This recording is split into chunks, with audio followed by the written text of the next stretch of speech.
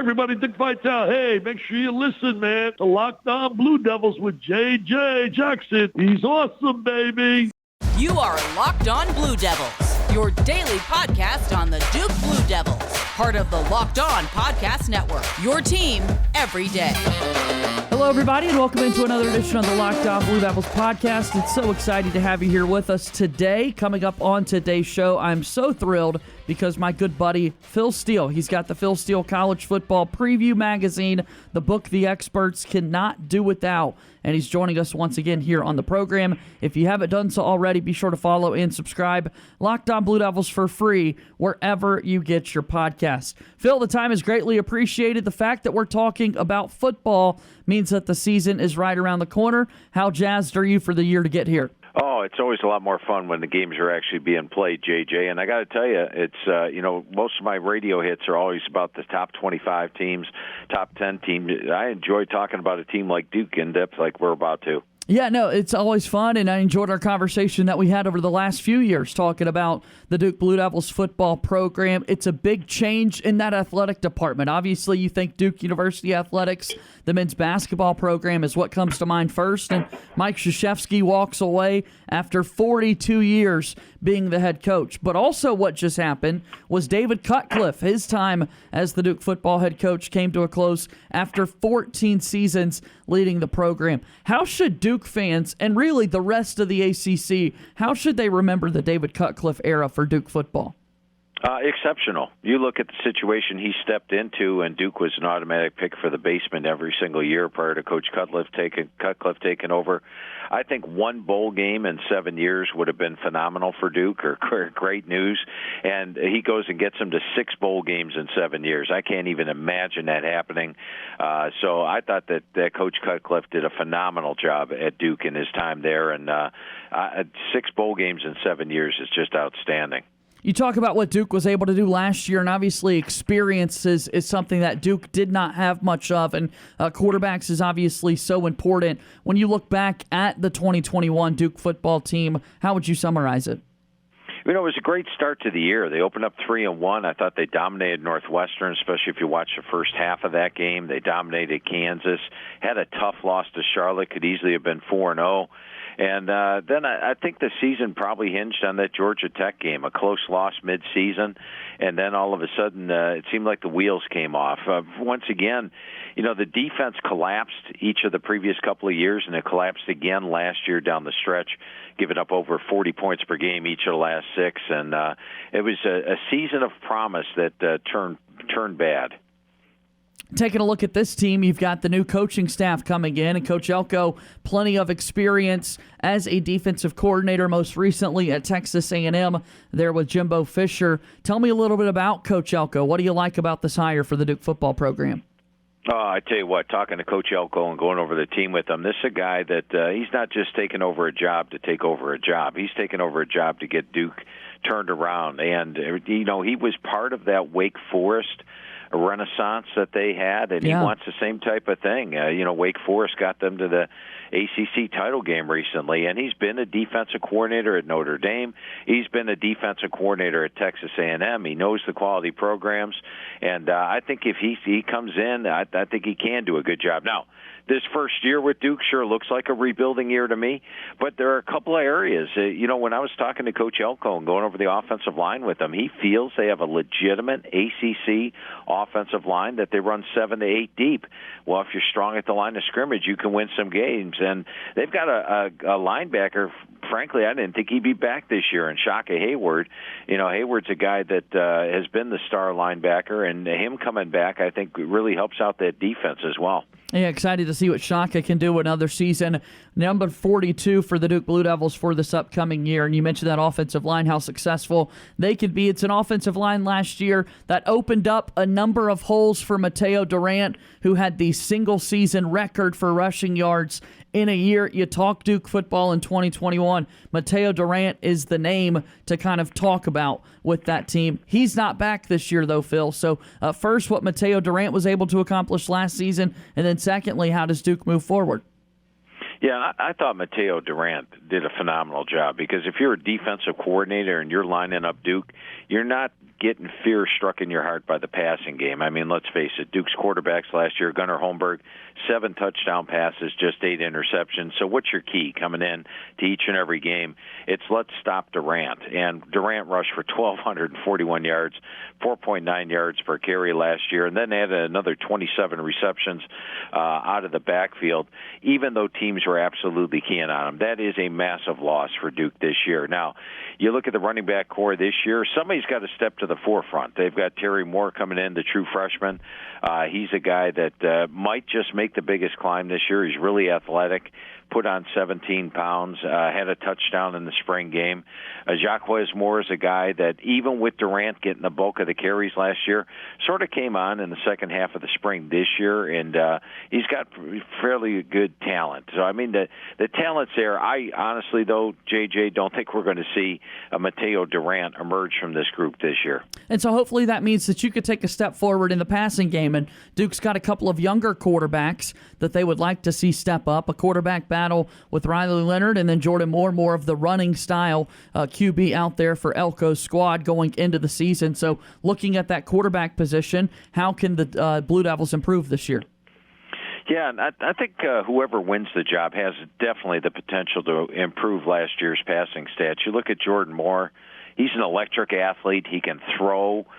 Needs to get a little bit better command of the offense, but a dangerous runner, and he just needs to work on that passing ability. And then, as you pointed out, Riley Leonard, he's got good arm strength. He's got the size you want in a quarterback at 6'4", 205. Still developing his feet. He's got some athleticism. He can run the football.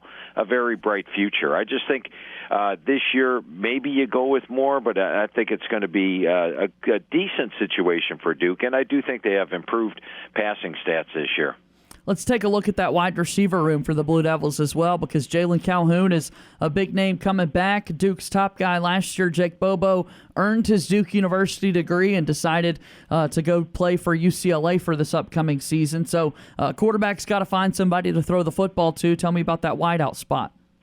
Yeah, and I'll tell you what, talking to UCLA, they are more than thrilled to get Jake Bobo. So that's a big I can imagine. Loss. Yeah, that is a big loss for Duke this year. But having a guy like Calhoun back, I mean, this guy can play slot. He can play outside. He's the most dynamic of the receivers, the most experienced. He's got the most production. And so I think he's going to be fun to watch this year. Now, filling in, and who's going to fill that large void of Jake Bobo this year? I think Darryl Harding has a chance. He's got prototypical size. He's really good going up and getting those contested catches. Probably has to get out of the press a little bit better, but you got to like 6'4", 225. And then how about Higgins? Higgins is a guy that's electric, shifty, probably had the best spring of the wideouts. And he's a redshirt freshman that last year got in his 4 games as a true frosh, and I think this year could really emerge as one of those playmakers. Definitely gives them the speed that they want a receiver. Today's episode of Locked On Blue Devils is brought to you by our friends at LinkedIn. As you gear up for fall, you need the right people on your team to help your small business fire on all cylinders. LinkedIn Jobs is here to make it easier to find people you want to talk to faster and for free. Create a free job post in minutes on LinkedIn Jobs to reach your network and beyond to the world's largest professional network of over 810 million people. Simple tools like screening questions make it easy to focus on candidates with just the right skills and experience so you can quickly prioritize who you would like to interview and hire. It's why small businesses rate LinkedIn Jobs #1 in delivering quality hires versus leading competitors. LinkedIn Jobs helps you find the candidates you want to talk to faster. Did you know every week nearly 40 million job seekers visit LinkedIn? Post your job for free at linkedin.com/lockedoncollege. That's linkedin.com/lockedoncollege to post your job for free. Terms and conditions apply. We're back here on Locked On Blue Devils and talking with Phil Steele about the upcoming college football season for the Duke Blue Devils, taking a look at his magazine, the College Football Preview, the most accurate magazine over the last 27 years. Mike Elko is the new coach, and he is a defensive guy. You know that, and you know that he loves talking about his defensive unit. What do you see at the Blue Devils on the defensive side of the football?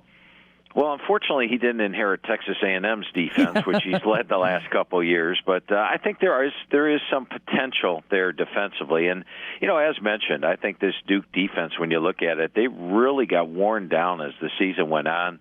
And those final 3-4 games have been atrocious the last couple of years. On the season last year, they gave up 517 yards per game. But I think there is talent. You look at Dwayne Carter up front on the defensive line. He's 6'3", 300 pounds. He's the best defensive lineman that Duke has. He's a guy that can play three technique, but also get some pass rush out of there and can hold up against the run. He's the one that has to be the guy up front. If he can do that, then they get a guy like Jamian Franklin to plug in at the nose guard spot. He's somebody that Elko recruited at Notre Dame. He's got some power, some explosion. So there's potential there, but to maybe be an average defensive line. Then you look at that linebacking core. As I mentioned, Shaka Hayward's a guy that you got to hang your hat on right there. And then Mousey's another guy that I think can emerge at the linebacker spot. The secondary got wiped out by graduation. Everybody's gone. They bring in a guy like Jordan Morant for the transfer from Michigan. And let's face it, Mike Elko knows defenses. So it's an inexperienced defense. They lose a lot from last year. They weren't very good last year. But I actually think we'll see improvement, even though they have very few returning starters from a poor defense. I think Elko will get the most out of this unit, and so that's my outlook on the defense. Perhaps they can be a little bit below average this year. Taking a look at Duke getting ready for this upcoming season. Again, taking a look at where they position themselves in the mix of the ACC conference. If you're holding a copy of Phil Steele's magazine like I am here today, page 110, what's going to jump out to you when you look at the ACC unit rankings is that the Duke Blue Devils, according to you, Phil, have the number one special teams unit in the conference. Why is that? Yeah, and you look at Duke through the years, and Coach Cutcliffe will always say, you win 2 to 3 games with special teams, and that's how they got to 6 bowls in 7 years, was exceptional special teams. Starts with the punter, Porter Wilson. He's got a really big leg. He had a 40.2 net last year, only 3 touchbacks all season, which I like. I look at that, and it's his 4th year as a punter. I think he'll have his best year this year. And then another guy with a big leg is kicker Charlie Hamm. And Charlie Hamm's a guy that last year hit 14 to 20 field goals, had along a 50. He's added 20 pounds. He's got a stronger leg. And you remember back in 2020, he had 13 of 15 field goals, so he can get that accuracy portion of it. And then Jalen Stinson is a kick returner that averaged 24.1. And I think Coach Elko knows he's going to have to win some games this year. The special teams are going to have to be strong, and he inherits a pretty good group. Tell me how we can assess this Duke football schedule. We mentioned the strong start they got off to in 2021 in the non-conference, playing a few similar opponents there, and then they jump into their ACC portion of the schedule. So how do you assess that schedule for Mike Elko's bunch? Yeah, and if you want to put on your blue shaded glasses, which I love to do, yeah, if you want to do that, you would say Duke's got a chance in each of their first 5 games this year. I mean, Temple's a game they'll definitely be favored in. Northwestern's a team they dominated last year. Now they do have to play Northwestern on the road. They will be an underdog, but Duke's got to feel pretty confident coming into that after the way they played last year. North Carolina A&T, definitely a winnable game. At Kansas, I think Kansas is much better than last year's squad. But you got to give Duke a shot there. And then Virginia at home. The thing I like here is we talked about Duke's offensive line a little bit earlier. Virginia loses all 5 starting offensive linemen, and that's an early road game for them. That's generally when offensive lines struggle. So I think Duke's got a shot at all 5 games. I'm not saying they're going to win all 5. I don't have them favored in all 5. But if you're putting on your blue glasses and you're thinking Duke football, you get out to that good start this year. And then Georgia Tech is another winnable game there in Game 6. So make your hay in the first 6 games of the year. And if that happens, this inexperienced team with just 11 returning starters will be playing with a lot of confidence under a new head coach. The buy-in will be strong, and Duke would have a chance to make some noise in the second half of the season where the schedule gets much tougher. Blue shaded glasses are something that we absolutely love, but if it's that lighter shade of blue, Phil, we start to get a little bit upset. So looking at the team down the road there in Chapel Hill, just 8 miles away, what are the Tar Heels looking like as we get set for this upcoming year? I tell you what, their defensive line sure looks good getting off the bus, doesn't it? They've got some athletes up front on that defense, and I think if you were doing a pick-em game, you would be picking all these North Carolina defensive linemen. Coach Brown told me, though, these guys look pretty, but now they got to play that way. So I think that is going to be the key for them this year. That and quarterback. They lose a pretty good quarterback in Sam Howell at a 24-9 ratio last year. They've got some candidates. Drake May, Jacoby Griswold, Connor Harrell all have the chances. The offensive line they're much stronger in the middle this year. They get a Miami transfer and Corey Gaynor. They bring in a Harvard transfer at tackle and Spencer Rowland. And FCS transfers do extremely well coming in. They've got Josh Downs back at wide receiver. Remember, last year they had to replace a couple of 1,000-yard receivers. This year they got their top 2 guys back. Last year they had to replace a couple of 1,000-yard backs. Hey, this year they only have to replace 1,000-yard back. So I think North Carolina will be improved. I don't list them as a clear-cut contender in the Coastal. I've got it coming down to Miami, of Florida, and Pitt. But if the quarterback emerges and the defensive line plays like they look, then North Carolina's going to make some noise this year. Anytime Duke has the opportunity to paint that victory bell the right shade of blue against North Carolina, they're absolutely going to love it. It might be a tough test for Duke going into the season. Looking at that Coastal Division, though, who are going to be the teams towards the bottom with Duke that they would have a chance to possibly jump a spot or two? Yeah, and Georgia Tech suffered a big loss with Jahmyr Gibbs going to Alabama. He was a guy that last year had 746 yards rushing and almost 500 yards receiving. That's a big loss there. They've got question marks. They lost some transfers. They've got to rebuild offensive line. And Jeff Collins, clearly one of those coaches on the hot seat. They're number 120 on my experience chart. And then, as I mentioned, Virginia's got the skill players. You got to love Brennan Armstrong. You got to love the receiving core, which I rate number 3 in the country. Running backs have potential, but replacing all 5 offensive linemen, that is a concern for me. Plus, much like Duke, Virginia didn't have an overwhelming defense last year. They gave up 466 yards per game, 31.8 points per game, and that defense only has 6 starters back. So probably defensively average at best. Offensive line question marks, and even Virginia Tech. I think Virginia Tech will be stronger under Brett Pry, but their question marks come at quarterback. Who's going to take the job? Grant Wells, to me, was an average at Marshall last year.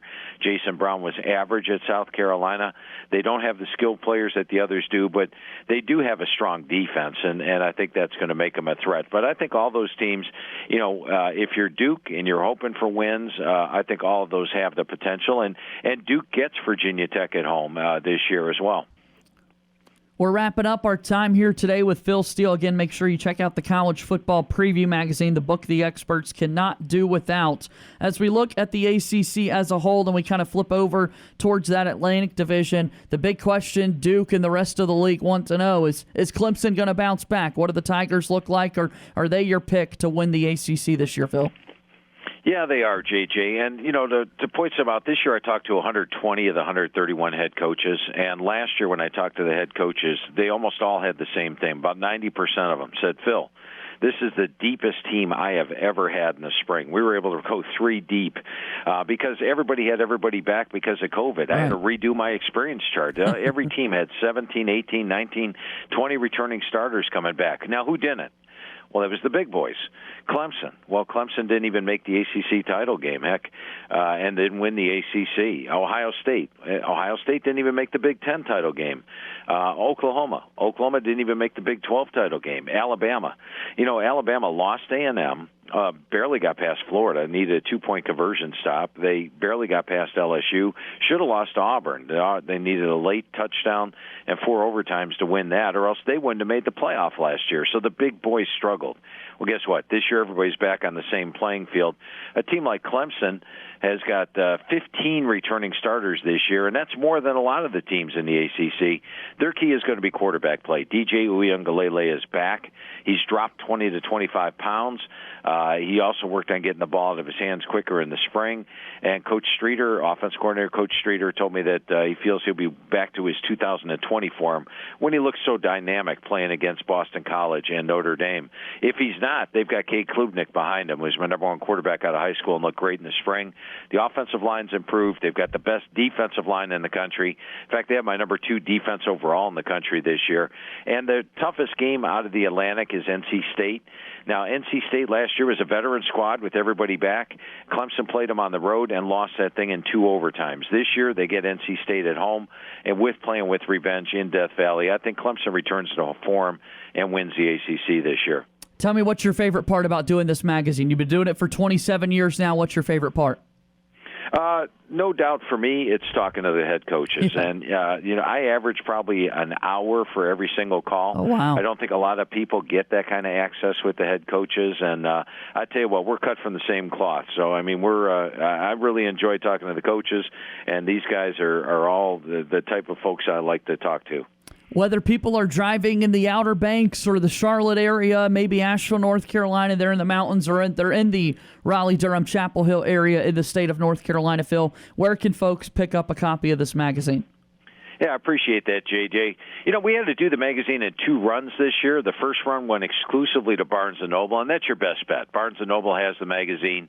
Make sure you go there and check it out. But it is hitting all the other places right now, places like Books A Million, Walmart, Walgreens, Kroger's, things like that will have the magazine. But I guarantee, if you haven't seen the magazine, 352 pages, open up a copy, and once you get this information in your hands, you will need this magazine each and every year from now on. But compare it to every other magazine on that newsstand, and you will get the Phil Steele 2022 College Football Preview. That's Phil Steele joining us here on today's edition of Locked On Blue Devils. Thanks for the time today, Phil. This was a lot of fun. Hey, a lot of fun as always, JJ. We've been doing this together for quite some time and look forward to doing it for many years in the future. That's right. Thanks so much. That's Phil Steele joining us here on the program.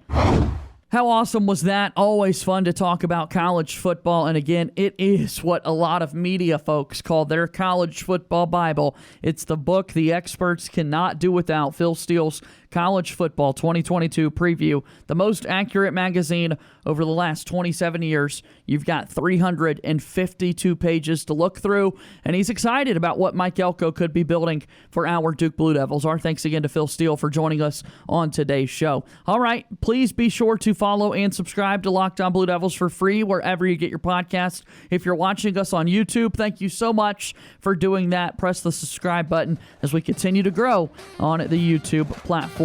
That's going to do it for today's show. As always, go Duke. I'll talk to you tomorrow. My name is JJ Jackson. Thank you and good day.